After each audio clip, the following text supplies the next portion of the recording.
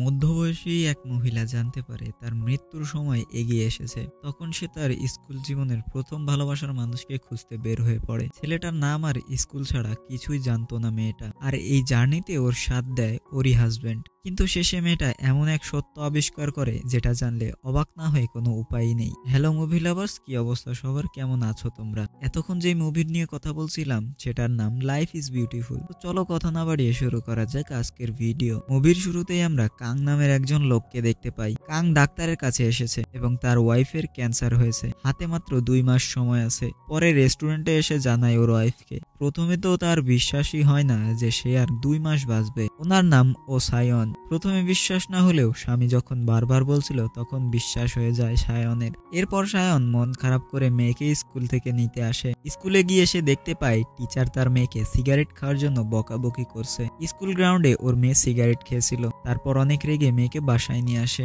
বাসায় আসার পর যখন মেয়েকে কিছু বলতে যাবে তখনই মেয়েটি তার রুমের দরজা লাগিয়ে দেয়। এক পর্যায়ে কাং অফিসে আসলে একটা লোক তার উপরে রেগে মুড়ি নিক্ষেপ করে। লোকটার বউয়ের মৃত্যুর 2 মাস হয়ে গেলেও সে রিপোর্ট করেনি। এটা বলাতেই লোকটা অনেক রেগে গেছে। এখানকার নিয়ম যে কেউ যদি মারা যায় তাহলে খুব তাড়াতাড়ি রিপোর্ট করতে হবে, আর যখন রিপোর্ট করবে তখন ইন্স্যুরেন্সের সকল ব্যাপার স্যাপার তারা দেখে নিবে। কিন্তু কেন জানি লোকটা সেটা করেনি। এদিকে রাতে সায়ন ছেলের জন্য রান্না বান্না করে আনে। ছেলে যেন সায়নকে পাত্তাই দিতে চায় না। ছেলে মেয়ে কারোর সাথেই সম্পর্ক ভালো নয় সায়নের। কেন জানি তারা কেউই মাকে পছন্দ করে না। এর জন্য বাসায় এসে মন খারাপ করে বসে থাকে সায়ন। কিছুই যেন ভালো লাগছিল না ও। এই সুন্দর জীবন ছেড়ে কিছুদিনের মাঝেই চলে যেতে হবে না ফেরার দেশে। এই ব্যাপারটা তো আছেই, তারপরে ওর ছেলেরা মায়ের সাথে এমন ব্যবহার করে, এতে তো ওর মাথা পুরোই নষ্ট হয়ে যায়। পরদিন সকালবেলা সবার সবকিছু দেখাশোনা করে সায়ন। এই অসুস্থ শরীর নিয়েও এত কাজ করছিল সায়ন, কিন্তু কারো কোনো পরোয়াই নেই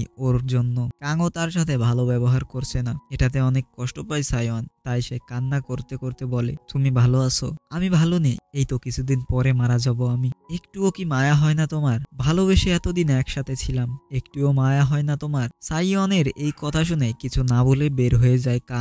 দরজার বাহিরে গিয়ে তার চেহারায় চিন্তার একটা ছাপ দেখা যায়। হাজার হলেও এতদিন একসাথে সংসার করেছে, আর এখন সে না ফেরার দেশে চলে যেতে যাচ্ছে। তাহলে সে কিভাবে ভালো থাকতে পারে? কিন্তু কেন জানি কাং তার ওয়াইফকে এটা বুঝতে দিতে চায় না। আজ সায়নের জন্মদিন।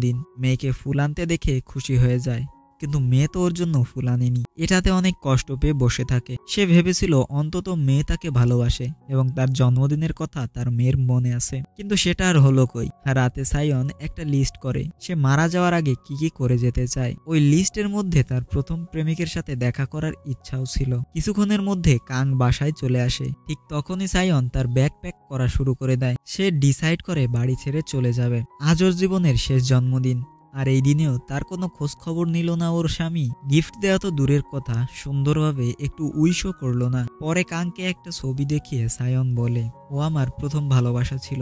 মরার আগে ওর সাথে আমি দেখা করে যেতে চাই। তোমরা তো কেউ আমায় ভালোবাসো না, তো আমার তাকেই খুঁজতে হবে যে আমাকে ভালোবাসে। কিন্তু সায়নের কথায় গুরুত্ব দেয় না কাং। পরদিন কাং অফিসে আসলে তার ফোনে একটা মেসেজ আসে। অনেক টাকা খরচ করেছে সায়ন। তারপর ফোন করে জানতে পারে সে শপিং করেছে। এত টাকা খরচ হওয়ায় মাথা খারাপ হয়ে যায় কাংয়ের। তখনই সে বাসায় এসে সায়নকে বলে, কেন করেছো এইসব তুমি? তখন সায়ন বলে, গত 20 বছর যাবৎ তুমি আমায় কোনো গিফটস দাওনি, এই জন্য এবার একেবারেই নিয়ে নিয়েছি। তারপর কাংকে ডিভোর্সের পেপার ধরিয়ে দেয় আর বলে, অর্ধেক সম্পত্তি আমার, মারা যাওয়ার আগে আমি সবকিছু শেষ করে যাব। এইগুলো শুনে একদমই পাগল হয়ে যায় কাং। কোনো উপায় না পেয়ে শেষে কাং সায়নের প্রথম প্রেমিকের কাছে নিয়ে যেতে রাজি হয়। এরপর বেরিয়ে পড়ে দুজন। তারপর সায়ন যেগুলো অনেক দাম দিয়ে কিনেছিল সেগুলো ফেরত দিতে আসে। এতে ওর কিছু টাকা লস যায়, তারপরেও ফেরত দিতে আসে। তারপর ওর প্রথম প্রেমিককে খোঁজার জন্য বেরিয়ে পড়ে। কিন্তু সায়ন ওর অ্যাড্রেস জানে না, শুধু জানে কোন স্কুলে পড়েছিল।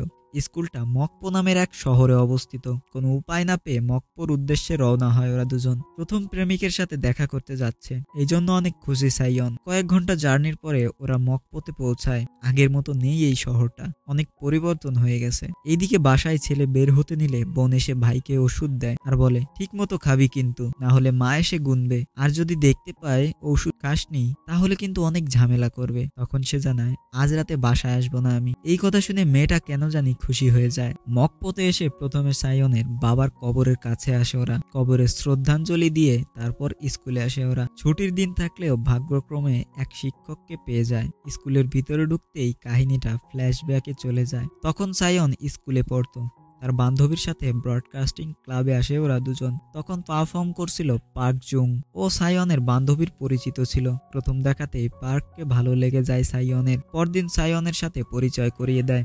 তখন পার্ক জানায়, সিওলে একটি প্রোগ্রামের টিকিট হাতে পেয়েছি, তোমরা চাইলে আমার সাথে যেতে পারো। এটা শুনে দুজনেই যাবে বলে জানিয়ে দেয়। এরপর তিনজন মিলে একটা ছবিও তোলে। এরপর সিন বর্তমানে আসে।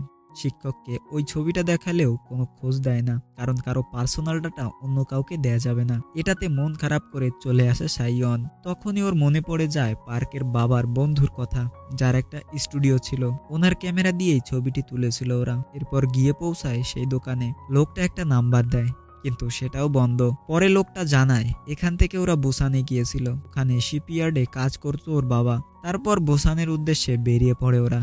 যেতে যেতে রাস্তাতেই রাত হয়ে যায়। দুজনে এক মোটেলে আসে। মোটেলের এক রুমে দুজনে শুয়ে থাকলেই সায়নের আবারও পুরনো স্মৃতি মনে পড়তে থাকে। সেদিন সায়ন আর পার্ক সিওলে যাচ্ছিল, কোনো একটা সমস্যার কারণে বান্ধবী আসতে পারেনি। তারপর তারা পৌঁছায় সেই জায়গায়, কিন্তু ওদের আসতে অনেক দেরি হয়ে গেছে। গার্ড ওদেরকে ঢুকতেই দেয় না। অনেক করে রিকোয়েস্ট করেও লাভ হয় না। কি করবে ওরা কিছুই বুঝে উঠতে পারছিল না। পরে দুজনে ঘোরাঘুরি করে, অন্য কোনো কাজ হতে নেই। রাতে সাইয়নকে বাসায় রেখে যায় পার্ক। কাহিনী আবারও বর্তমানে আসে। শিপইয়ার্ডে এসে পৌঁছায় ওরা দুজন। সেখানকার লোকজনকে পার্কের সম্পর্কে জিজ্ঞেস করলে বলে, হ্যাঁ চিনেছি, ও তো এক টিভি চ্যানেলে রিপোর্টারের কাজ করত, আর আগে এখানেই থাকতো, কিন্তু এখন আর এখানে থাকে না। ওই টিভি চ্যানেলটা আবার আরেক শহরে, যেটার নাম চিংজু। প্রথমে কাং সেখানে যেতে চায় না, কিন্তু অনেকক্ষণ ধরে সায়ন জোরাজোরি করতে থাকলে বেরিয়ে পড়ে সেই শহরের উদ্দেশ্যে। অনেকক্ষণ ধরে গাড়ি চালানোর কারণে সমস্যা হচ্ছিল কাংয়ের।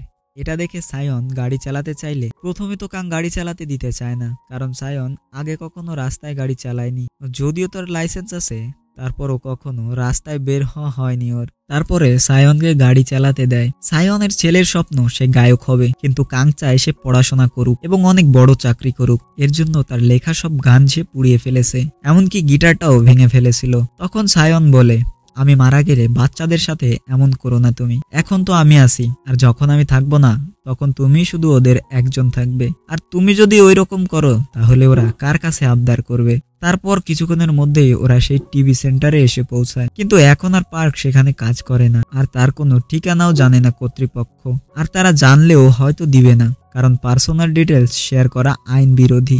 এটাতে অনেক মন খারাপ হয়ে যায় সাইয়নের। এত খোঁজাখুঁজির পরও তার স্কুল লাইফের প্রেমিককে কোনোভাবেই খুঁজে পাচ্ছিল না। সে কি করবে কিছুই বুঝে উঠতে পারছিল না। তারপর পরই মোবাইল ঘাটাঘাটি করার সময় গুগলে পার্কের বিষয়ে সার্চ করলে পার্কের ফেসবুক আইডিটা পেয়ে যায়। সেটাতে কিছু সমুদ্রের ছবি দেখতে পায় সাইয়ন। তখন তার মনে পড়ে যায় যে পার্ক সবসময় বলতো যখন ও রিটায়ার করবে তখন সে একটি আইল্যান্ডে বসবাস শুরু করে দিবে। সায়ন তখন সেই ছবিগুলো দেখে বুঝতে পারে পার্ক হয়তো কোনো আইল্যান্ডে বসবাস করে। তারপর সায়ন আইল্যান্ডের উদ্দেশ্যে রওনা দিতে চায়, কিন্তু কাং একদমই যেতে চায় না ওর সাথে, কারণ পুরো কোরিয়ায় 2000-এরও বেশি আইল্যান্ড আছে, কিভাবে খুঁজবে ওকে। তখন সায়নের মনে পড়ে একদিন পার্ক তাকে বেগিল আইল্যান্ড সম্পর্কে বলেছিল, সেখানে গেলে হয়তো তারা পার্কে পেয়ে যাবে। এটা সায়নের বিশ্বাস। সায়নের এসব কথাবার্তা শুনে কাং তো প্রথমে অনেক রেগে যায়, কিন্তু পরে রাজি হয়ে যায় যাওয়ার জন্য।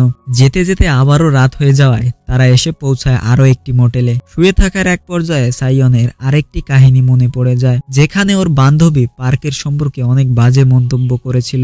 এটাতে মন ভেঙে যায় সায়নের। পরে পার্ক তার সাথে দেখা করতে আসলেও কোনো কথাই বলে না, আর অনেক রাগ দেখায়। তখনই এদিক দিয়ে এক মেয়ে যাচ্ছিল, যার সাথে নাকি পার্ক চিট করেছিল। বান্ধবীর কথা অনুযায়ী ওদের সাথে কথা বললে সাইয়ন জানতে পারে বান্ধবী মিথ্যা কথা বলেছিল। এটাতে অনেক রেগে যায় সাইয়ন, আর পরদিন ক্যান্টিনে এসে তার সাথে অনেক খারাপ ব্যবহার করে। বান্ধবী কিছু বলতে চাইছিল, কিন্তু কোনো কিছু শোনার সময় নেই সাইয়নের। এমনকি তার সাথে বন্ধুত্ব নষ্ট করে চলে আসে পার্কের খোঁজে। কিন্তু ততদিন পার্ক এই শহর ছেড়ে চলে গিয়েছিল। অনেক খোঁজাখুঁজি করেও পায় না পার্ককে। এটাতে ভেঙে পড়ে সাইয়ন। এদিকে রাতে সাইয়নের মেয়ে ইয়োজিন একটা কনসার্টে আসে। হঠাৎই সে তার ভাইকে স্টেজে গান গাইতে দেখতে পায়। এটাতে সে অবাক হয়ে যায়। খুব সুন্দর গান করছিল ওর ভাই। গান গাইতে গাইতে স্টেজের উপর পড়ে যায় মিয়োজিন। পরে ডাক্তারের কাছে আনা হয় ওকে। ডাক্তারকে সব ওষুধ দেখায় ইয়োজিন যে এই ওষুধগুলো আমার ভাইকে খাইয়েছি আমি। কিন্তু ডাক্তার ওকে অবাক করে দিয়ে বলে, মিয়োজিনের কি ক্যান্সার হয়েছে নাকি? এটা তো ক্যান্সারের ওষুধ। ডাক্তারের এমন কথা শুনে কারোই আর বুঝতে বাকি থাকে না যে তাদের মায়ের ক্যান্সার হয়েছে। বাসায় এসে মাকে কল করে দুজনে খুব কান্নাকাটি করে। তারা কত খারাপ ব্যবহার করত মায়ের সাথে, আর এখন সে পৃথিবী ছেড়েই চলে যাবে। এগুলো চিন্তা ভাবনা করে অনেক ভেঙে পড়ে ওরা দুজন। আর মা ওদেরকে অনেকভাবে বোঝানোর চেষ্টা করে যে সমস্যা নাই তো, তোমাদের বাবা তো থাকবে তোমাদের সাথে, আর আমি উপর থেকে সবসময় তোমাদের দেখে রাখবো। পরদিন সকাল হতেই অনেক খোঁজাখুঁজি করে চলে আসে পার্কের বাড়িতে। ওর বোনের সাথে কথা হয়, স্কুলের নাম শুনে চিনে ফেলে ওকে। পার্ক তোমার কথা অনেক বলতো, কিন্তু কিছুদিন আগেই মারা গেছে পার্ক। তারপর পার্কের বোন একটা ছবি দেখায় আর বলে, এটাই তুমি তাই না? কিন্তু আসলে এটা পার্ক আর তার বান্ধবীর ছবি। আসলে পার্ক সায়নের বান্ধবীকে ভালোবাসতো, তাকে প্রপোজ করার পরেও না করে দেয়, কারণ জুং জানতো সায়ন পার্ককে অনেক ভালোবাসে আর সে তার বান্ধবীর মন ভাঙতে পারবে না। ওই চিঠিটা পড়ে কাং যেন হাসিতেই ফেটে পড়ে। তার বউয়ের প্রথম ভালোবাসাই ছিল না। এটাতে সায়নের অনেক মজা নেওয়া শুরু করে কাং, আর সায়ন তো একদম লেগে যায় যে হলোটা কি, সে সারা জীবন কি চিন্তা করে এসেছে আর এখন সে কি দেখতে পাচ্ছে। সেখান থেকে আসার সময় সায়ন হঠাৎই অসুস্থ হয়ে গেলে তাকে কাঁধে করে নিয়ে আসতে থাকে কাং। আসতে আসতে কাং বলে, আমি ভালো নেই, শুধু তোমাকে বুঝতে দেইনি তাই। তোমাকে ছাড়া আমি আমার জীবন কল্পনাও করতে পারি না। তুমি আমার প্রথম ভালোবাসা, আর এতদিন ধরে একসাথে ছিলাম, আর এখন তুমি আমাকে ছেড়ে চলে যাবে, তাহলে আমি কিভাবে বাকি জীবন কাটাবো? যখনই আমি এই চিন্তাগুলো করি তখনই আমার আর কিছুই ভালো লাগে না। কিন্তু যেহেতু তুমি এমনিতেও অসুস্থ, তাই তোমাকে আমি বুঝতেই দেই নাই ব্যাপারগুলো। পরদিন সেই আইল্যান্ডে থেকে বাসায় চলে আসে ওরা দুজন। কিছুদিন পরের কথা, কাং একটা পার্টির আয়োজন করে সাইয়নের জন্য। হিয়ন জুংকেও ইনভাইট করে। ওকে দেখেই খুশি হয়ে যায় সাইয়ন। পার্টিতে সায়নের স্কুলের সবাইকেই আমন্ত্রণ করা হয়েছিল। বেশিরভাগ মানুষ এখানে উপস্থিত ছিল স্কুলের। তারপর সবাইকে ধন্যবাদ দিয়ে কাং বলতে শুরু করে, আমার সাথে দেখা হওয়ার পর থেকেই আজ পর্যন্ত আমার সাথে থাকার জন্য ধন্যবাদ। আমি যদি কোনো কষ্ট দিয়ে থাকি তাহলে আমাকে মাফ করে দিও। তারপর সায়ন স্টেজে আসে, সবাইকে ধন্যবাদ দিয়ে বলে, আমার যত ইচ্ছা ছিল সব পূরণ হয়ে গেছে, আর এটা সম্ভব হয়েছে আমার হাজবেন্ড কাং এর জন্য।